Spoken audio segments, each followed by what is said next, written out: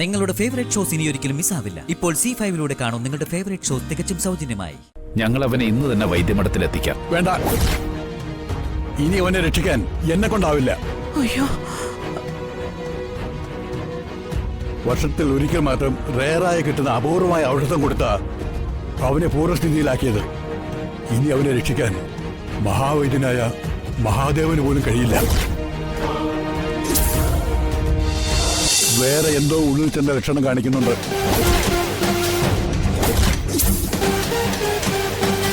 കുട്ടൻ ആഹാരമായിട്ട് എന്താ നൽകിയത്? ഞാൻ തന്ന മരുന്നല്ലാതെ വേറെ എന്തെങ്കിലും കൊടുത്തിരുന്നോ? ഇന്നലെ അവനെ തിരിച്ചു കിട്ടിയ സന്തോഷത്തിന് ഇവിടെ എല്ലാരും കൂടി ഒരുമിച്ചിരുന്ന് കുറച്ച് നോൺ വെജ് ഒക്കെ കഴിച്ചിരുന്നു. അവനും ചിക്കനും പ്രോൺസും ഒക്കെ കഴിച്ചു. കുറെ കാലമായിട്ട് അവൻ ഇതൊന്നും കഴിക്കാതിരുന്നല്ലേ. ഇനി അതുകൊണ്ട് വല്ലതുമാണോ? ആഹാരത്തിലൊന്നുമല്ല, വിഷം കലർന്ന എന്തോ ദ്രവരൂപത്തിലുള്ളിൽ ചെന്നിട്ടുണ്ട്.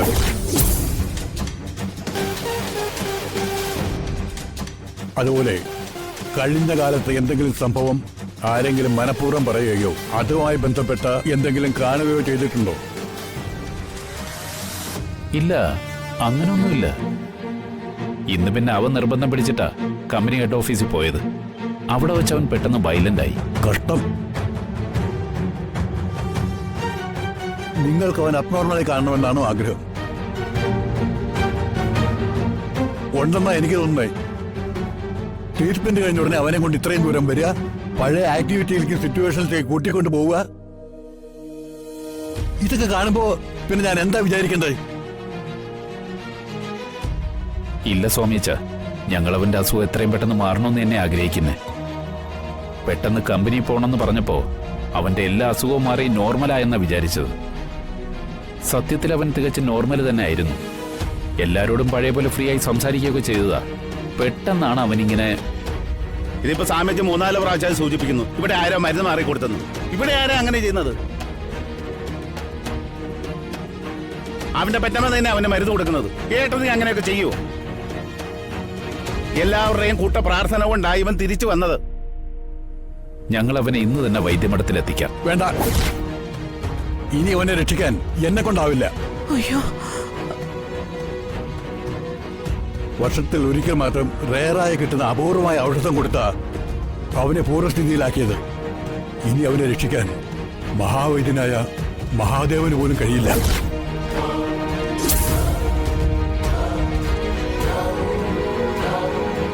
സ്വാമിയച്ഛൻ ഞങ്ങളെ അങ്ങനെ ഉപേക്ഷിക്കരുത്. ഈ പൊന്നാരം തോട്ടത്തെ എല്ലാമായി കിടക്കുന്നത്.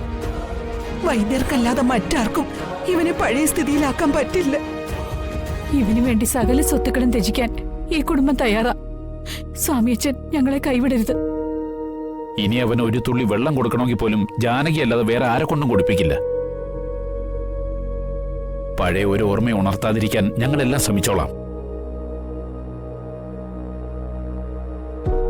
അങ്ങേക്ക് മാത്രമേ എന്റെ മോനെ പഴയ സ്ഥിതിയിൽ എത്തിക്കാൻ പറ്റൂ. പ്ലീസ്, ഞാൻ അങ്ങയുടെ കാല് പിടിക്കാം. വേണ്ട, 1-2 തവണ മുന്നറിയിപ്പ് തന്നതാ. നിങ്ങൾ ആരും അനുസരിച്ചില്ല. ഞാൻ ആദ്യമേ പറഞ്ഞു, രോഗിക്ക് വിശ്വാസം വേണം, ഒപ്പമുള്ളവർക്കും. മനോരഞ്ജന പുസ്തകത്തെക്കുറിച്ച് ഞാൻ പറഞ്ഞിട്ടില്ലേ? രോഗിക്ക് അത് കഴിക്കാനും രോഗം ഭേദമാവാനുള്ള യോഗം വേണം, എങ്കിലേ അത് ലഭിക്കൂ. അതുപോലെ ഇതും. നിങ്ങൾ എല്ലാവരും ഒരേ മനസ്സോടെ രോഗിയെ തിരിച്ചു കൊണ്ടുവരണമെന്ന മനസ്സോടെ നിൽക്കണം. അതിവിടെ ഇല്ല. ദയവ് ചെയ്ത് എന്നെ വിട്ടേക്ക്, ഞാൻ പോകുന്നു. അയ്യോ, സ്വാമിച്ച, തിരികെ കൊണ്ടുവിടാൻ ഞാൻ വരാം. വേണ്ട, തിരിച്ച് മഠത്തിലെത്താൻ നിയോഗം ഉണ്ടെങ്കിൽ അവിടെ എത്തും. സ്വാമിച്ച,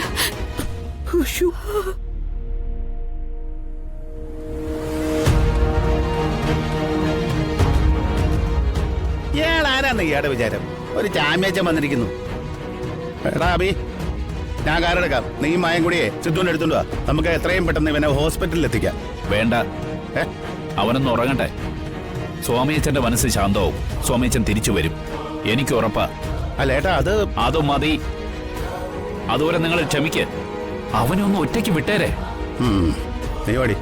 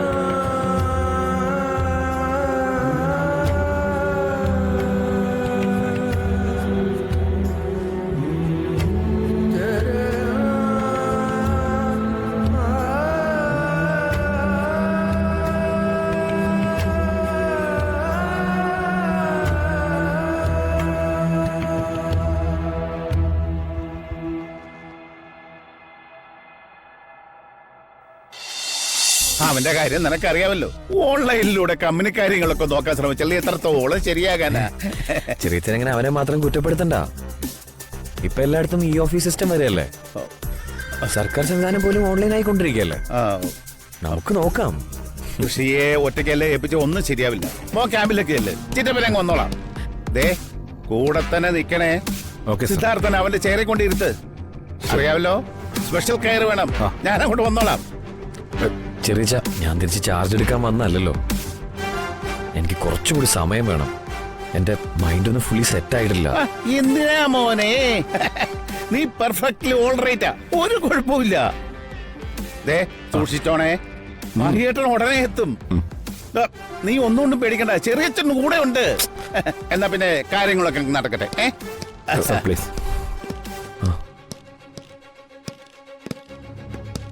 ഈ ക്യാബിൻ മറ്റാർക്കും തുറന്നു കൊടുക്കരുതെന്ന് മഹാദേവൻ സാറ് പറഞ്ഞിട്ടുണ്ട്. കുറെ കാലമായിട്ട് പൂട്ടിയിട്ടിരിക്കുകയായിരുന്നു. സാറ് വരുന്നെന്ന് പറഞ്ഞിരുന്നെങ്കിൽ ഈ ക്യാബിൻ ഒന്ന് ക്ലീൻ ആക്കിയിട്ടേനെ. Sir please.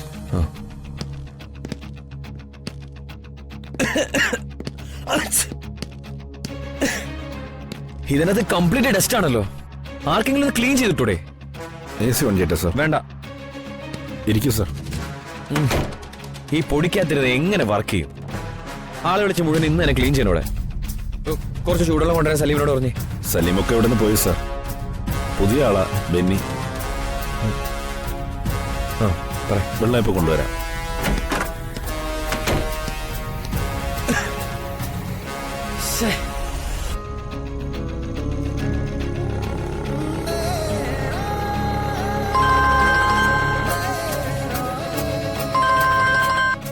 ഹലോ. ഹലോ, അച്ഛനത് എവിടെയാ? നീ ഇതെവിടെയാ? നീ എങ്ങോട്ട് പോയെന്നറിയാതെ എല്ലാരും ഇവിടെ പേടിച്ചിരിക്കുക. ഞാൻ കമ്പനിയിലെ ഹെഡ് ഓഫീസിലുണ്ട്. അച്ഛനൊന്ന് പെട്ടെന്ന് ഇങ്ങോട്ട് വന്നേ. എനിക്ക് വല്ലാത്ത സഫക്കേഷൻ. ഇവിടെ ആകെ എല്ലാം കൊള്ളായി കിടക്കുക. ഞാനൊന്ന് ചോദിക്കട്ടെ, അച്ഛൻ ഇങ്ങോട്ട് വരാറില്ലേ? ഞാനിതാ എത്തി. ഹരിയില്ല അവിടെ. ഞാനിതാ വരുന്നു.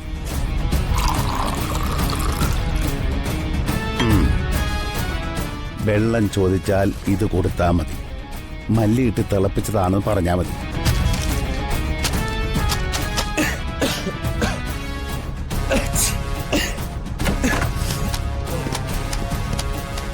ഇതാണ് സാർ പുതിയ സ്റ്റാഫ് ബെന്നി. ഹായ്. എന്താവശ്യമുണ്ടെങ്കിലും ബെന്നിയോട് പറഞ്ഞാൽ മതി.